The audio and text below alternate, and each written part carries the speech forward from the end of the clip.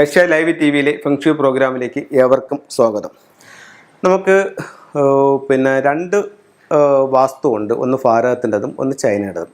അപ്പം ഇതിൽ ചില കാര്യങ്ങൾ രണ്ടിലും ഒന്ന് തന്നെ പറയുന്നുണ്ട്, ചിലതിൽ ചെറിയ ചെറിയ വ്യത്യാസങ്ങൾ പറയുന്നുണ്ട്. അപ്പോൾ അതിൽ ഒരു പ്രധാന വ്യത്യാസമായിട്ട് എനിക്ക് തോന്നിയിട്ടുള്ളത് നമ്മളുടെ ടോയ്ലറ്റ് പണിയുന്ന കാര്യത്തിലാണ്. ടോയ്ലറ്റ് പണിയുമ്പോൾ നമുക്ക് നമ്മുടെ വാസ്തുപ്രകാരം ഒരു വീടിൻ്റെ ടോയ്ലറ്റ് നമുക്ക് വീട്ടിനകത്ത് ടോയ്ലറ്റ് ഏത് ഭാഗത്ത് വന്നാലും ആ ദിക്കിൻ്റെ സൗഭാഗ്യം നഷ്ടപ്പെടും. അപ്പം പഴയ കാലത്ത് നമുക്കറിയാം ടോയ്ലറ്റുകൾ വീടിനകത്തേ ഇല്ല, ഒത്തിരി ദൂരെയാണ്.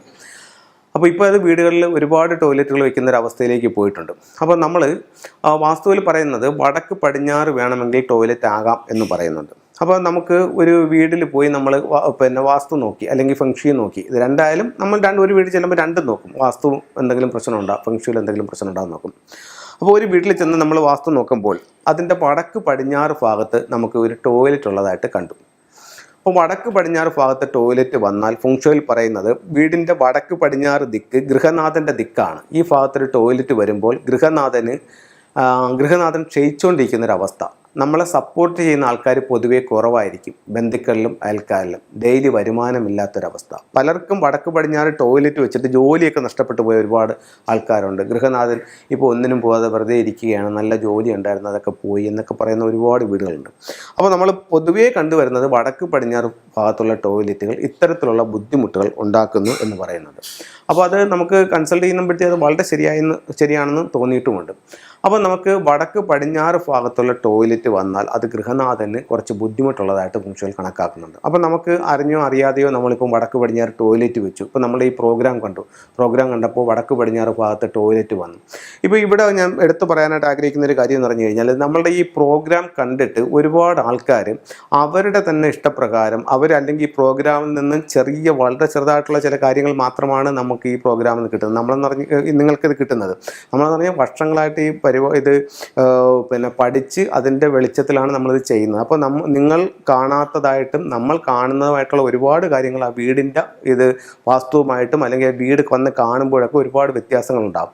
അപ്പോൾ നിങ്ങൾ ഈ പറയുന്ന കണക്ക് നമ്മൾ കോമ്പസിൽ വെക്കുമ്പോഴത്തേക്ക് നമുക്ക് ആ ചിലപ്പോൾ ഒരു ദിക്ക് നിങ്ങൾ വടക്ക് പടിഞ്ഞാറെന്ന് പറയുന്ന ഭാഗം ചിലപ്പോൾ വടക്ക് പടിഞ്ഞാറായിരിക്കില്ല, അത് പടിഞ്ഞാറായിരിക്കും.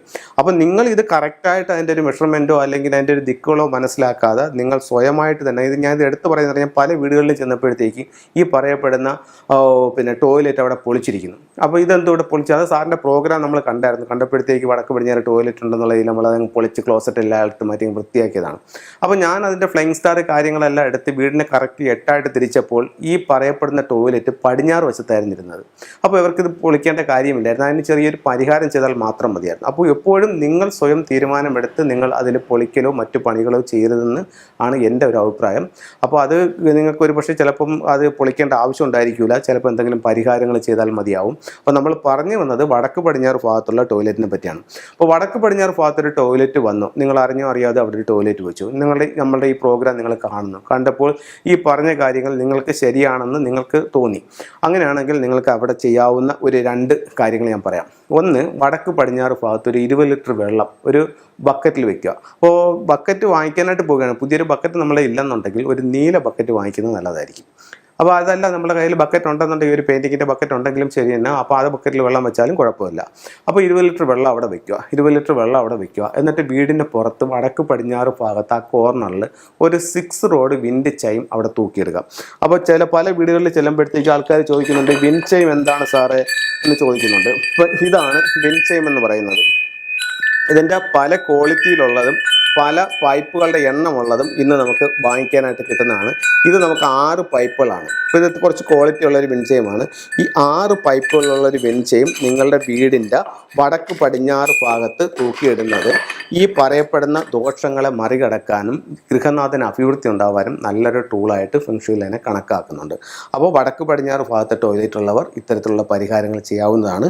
അതല്ല നിങ്ങൾക്ക് കൂടുതൽ അതിൻ്റെ വീടിൻ്റെ മൊത്തത്തിലുള്ള കാര്യങ്ങൾ അറിയണമെന്നുണ്ടെങ്കിൽ ഉറപ്പായിട്ടും നല്ലൊരു ഫെങ്ഷു കൺസൾട്ടിനെ കാണിച്ചുകൊണ്ട് അതിൻ്റെ ഫ്ലൈങ് സ്റ്റാർ എടുത്ത് ഓരോ ദിക്കുകൾ എവിടെ മുതൽ എവിടം വരെ വരുന്നു, ആ ദിക്കുകൾ നമുക്ക് ഏതൊക്കെ ദിക്കുകളിൽ എന്തൊക്കെ കാര്യങ്ങൾ വന്നിട്ടുണ്ടോ അത് നമ്മുടെ ജീവിതത്തെ എങ്ങനെ സ്വാധീനിക്കുന്നുണ്ട്, വീടിൻ്റെ പ്രധാന വാതിൽ നിൽക്കുന്ന നക്ഷത്രം ഏതാണ്, ഈ നക്ഷത്രം നമുക്ക് ഗുണമാണോ ദോഷമാണോ, ഓരോ ബെഡ്റൂമിൽ നിൽക്കുന്ന നക്ഷത്രം ഏതാണ്, ബെഡ്റൂം നമുക്ക് മാറി മറ്റൊരു ബെഡ്റൂമിലേക്ക് കിടക്കേണ്ടതുണ്ടോ, അല്ലെങ്കിൽ ഈ ബെഡ്റൂം നമുക്ക് എന്ത് തരത്തിലുള്ള സൗഭാഗ്യങ്ങളാണൊക്കെ തരുന്നതെല്ലാം വളരെ വളരെ കൃത്യമായിട്ട് ഫെങ്ഷുയിലൂടെ അതിൻ്റെ കാര്യങ്ങൾ പറയുന്നുണ്ട്. അത് ഇപ്പം ഈ പ്രോഗ്രാം കാണുന്നവർക്കറിയാം, കൺസൾട്ട് ചെയ്ത വീടുകാർക്കറിയാം, അത് കറക്റ്റ്. ഇപ്പം അവർ വീട്ടിൽ ചെല്ലുമ്പോഴത്തേക്കും അവരൊരു പ്രശ്നം പറയാതെ തന്നെ ആ വീടിൻ്റെ പ്രശ്നങ്ങൾ കൃത്യമായിട്ട് നമുക്ക് നോക്കി അവിടുത്തെ പറയാനായിട്ട് സാധിക്കുന്നുണ്ട്.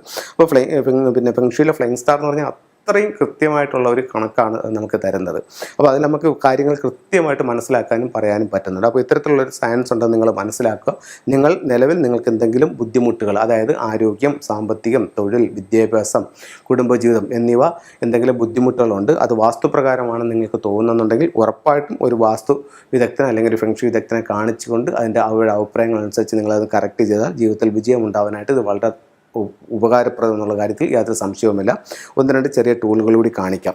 നമുക്കിപ്പോൾ എല്ലാ വീടുകളിലും നമ്മൾ ലാഫിൻ ബുദ്ധ വാങ്ങിച്ചു വയ്ക്കുന്നത്. ഇപ്പോൾ ഒരു വീട്ടിൽ ചെന്നിട്ട് ലാഫിൻ ബുദ്ധ ഉണ്ടോ എന്ന് ചോദിച്ചാൽ നിങ്ങളൊരു ലാഫിൻ ബുദ്ധ വാങ്ങിച്ചു വയ്ക്കട്ടെ. കുറച്ച് ഒരു പോസിറ്റീവ് എനർജി ജീവിതത്തിലേക്ക് വരാൻ ഒത്തിരി നേട്ടങ്ങൾ ഉണ്ടാക്കാനും ലാഫിൻ ബുദ്ധ നിങ്ങളെ സഹായിക്കുമെന്ന് പറയും. ഉണ്ട് സാറേ ലാഫിൻ ബുദ്ധ ഉണ്ടെന്ന് പറഞ്ഞിട്ട് വളരെ ചെറുതെന്ന് പറഞ്ഞു കഴിഞ്ഞാൽ ഏകദേശം ഈ ഒരു സൈസിലുള്ളത്, ഇത് ഒരു ലാഫിൻ ബുദ്ധയാണ്, ഇത് ഒരു ലാഫിൻ ബുദ്ധയാണ്. ഈ ഒരു സൈസിലുള്ള ലാഫിൻ ബുദ്ധ അല്ല, സെറ്റിൻ്റെ സ്റ്റോൺ ആണ്. ഞാൻ ഒരു ഉദാഹരണം പറഞ്ഞതാണ്. ഇത്തരത്തിലുള്ള ചെറിയൊരു ബുദ്ധ എടുത്ത് കാണിച്ചിട്ട് ഇതുണ്ടെന്നത്. അപ്പോൾ ഇത്തരത്തിലുള്ള ഒരു ചെറിയ ബുദ്ധ വെച്ചെന്നും പറഞ്ഞ് നമുക്ക് അതിൻ്റെ ഒരു എനർജി കിട്ടണമെന്നില്ല. കുറഞ്ഞത് ഈ ഒരു സൈസെങ്കിലും വേണം. ഇത് ട്രാവലിംഗ് ബുദ്ധ എന്ന് പറയുന്ന ബുദ്ധയാണ്. ഞാൻ ഒരുപാട് പ്രോഗ്രാമിൽ കാണിച്ചിട്ടുണ്ട്. കഴിഞ്ഞ 10-16 വർഷങ്ങളായിട്ട് നമ്മൾ കൺസൾട്ടിങ് ചെയ്യുന്നുണ്ട്. അപ്പോൾ ഇത്തരത്തിലുള്ള ബുദ്ധ എന്ന് പറയുന്നത് നമുക്ക് ഒത്തിരി പോസിറ്റീവായിട്ടുള്ള എനർജി നമ്മുടെ ജീവിതത്തിലേക്ക് തരും. ഇതിൽ ഒരുപാട് സൗഭാഗ്യങ്ങളുള്ള ബുദ്ധയാണ്. അപ്പോൾ ട്രാവലിംഗ് ബുദ്ധ വയ്ക്കുന്നത് വീട്ടിൽ ഒരുപാട് ഉയർച്ച ഉണ്ടാവാനായിട്ട് നമുക്ക് ഫെങ്ഷുയിൽ ഇത് കണക്കാക്കുന്നുണ്ട്. അത് കഴിഞ്ഞിട്ട് നമുക്ക് അവിടെ വയ്ക്കാവുന്ന മറ്റൊരു ടൂളാണ് ഫുക്ക് ലുക്ക് സാവു. ഇപ്പം സന്തോഷം, സമ്പത്ത്, ദീർഘായുസ് ഇതിനെ സൂചിപ്പിക്കുന്ന 3 ദിവ്യന്മാരായിട്ടാണ് ഇതിനെ കണക്കാക്കുന്നത്. ഫെങ്ഷുയിലെ ഏറ്റവും നല്ല ടൂളുകളിൽ ഒന്നായിട്ട് ഫുക്ക് ലുക്ക് സാവിനെ കണക്കാക്കുന്നുണ്ട്. ഇത് നമുക്ക് ഡൈനിങ് ടേബിളിന് സമീപത്ത് വയ്ക്കാം. അതുപോലെ പ്രധാന ഡോറിന് സമീപത്ത് ഡോറിലോട്ട് നോക്കിയൊക്കെ ഇത് വയ്ക്കാവുന്നതാണ്. അപ്പോൾ ഫുക്ക് ലുക്ക് സാവ് നല്ല റിസൾട്ട് തരുന്നൊരു ടൂളാണ്. അതുപോലെ ഭാര്യയും ഭർത്താവും നല്ല ഐക്യത്തിൽ വരാനും പരസ്പര സ്നേഹത്തോടും സൗഹാർദ്ദത്തോടും പോകാനായിട്ട് ഫെങ്ഷുയിൽ ഒരു ടൂൾ ഉപയോഗിക്കുന്നുണ്ട്. അത് വന്നിട്ട് ഈ മണ്ടേരിയൻ ഡക്കാണ്. ഇത് എവിടെയാണ് വെക്കേണ്ടത് എന്ന് വെച്ച് കഴിഞ്ഞാൽ അവരുടെ ബെഡ്റൂമിൻ്റെ സൗത്ത് വെസ്റ്റ് കോർണറിൽ ഇത് വെക്കുന്നത് വളരെ നല്ല റിസൾട്ട് തരുന്നുണ്ട്. അപ്പോൾ ഇത്തരത്തിലുള്ള ഓരോ ടൂളുകളും നിങ്ങളുടെ ജീവിതത്തിൽ വലിയ വലിയ നേട്ടങ്ങൾ ഉണ്ടാക്കും. എല്ലാവർക്കും എല്ലാ ഐശ്വര്യങ്ങളും ഉണ്ടാവട്ടെ എന്ന് പ്രാർത്ഥിച്ചുകൊണ്ട് നിർത്തുന്നു. നന്ദി, നമസ്കാരം. കൂടുതൽ വാർത്തകളും വീഡിയോകളും കാണാൻ ഈ ചാനൽ സബ്സ്ക്രൈബ് ചെയ്യുക. കൂടെ ബെൽ ബട്ടൺ അമർത്തുക.